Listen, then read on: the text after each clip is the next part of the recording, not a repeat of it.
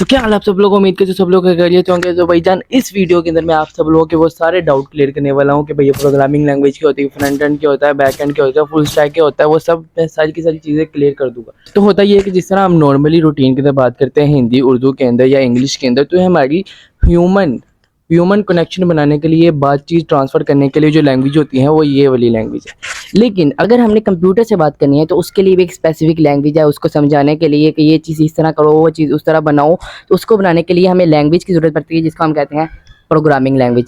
अब programming language जो है ना, there are two types of programming language. अगर हम वेब डेवलपमेंट की तरफ आएँ तो वेब डेवलपमेंट में टू टाइप की लैंग्वेजेस हैं, बाकी जगह पे भी सेम ही है, कुछ कुछ फ़र्क हो जाता है। तो टू टाइप्स हैं, front end and back and.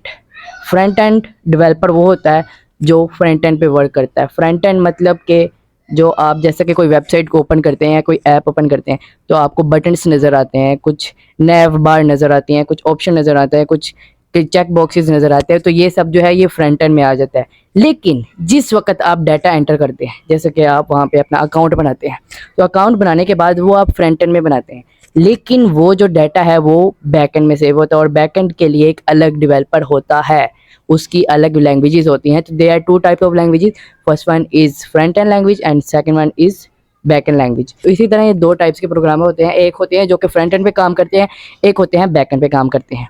लेकिन अगर ये दोनों चीज़ें किसी एक इंसान को पता लग जाए तो उसको हम कहते हैं full stack developer. Full stack developer मतलब कि वो इंसान जिसको फ्रंट एंड का काम भी आता है, बैक एंड का काम भी आता है, वो दोनों लैंग्वेजेस, दोनों टाइप्स का डेवलपर होता है और उसको हम कहते हैं फ्रंट एंड डेवलपर। अब हमारे यहाँ पे तीन चीज़ें क्लियर हो चुकी हैं कि फ्रंट एंड क्या होता है, बैक एंड क्या होता है और फुल स्टैक क्या होता है। अब इसके बाद हमारे पास काफ़ी सारी लैंग्वेजेस आती हैं। अब नॉर्मली अगर आपने अपना करियर स्टार्ट करना है प्रोग्रामिंग में तो आप लोगों को सबसे पहले HTML आनी चाहिए। HTML is very basic language और ज़्यादातर जो प्रोग्रामिंग है उसके अंदर जो HTML की बेसिक्स ही वर्क करती हैं।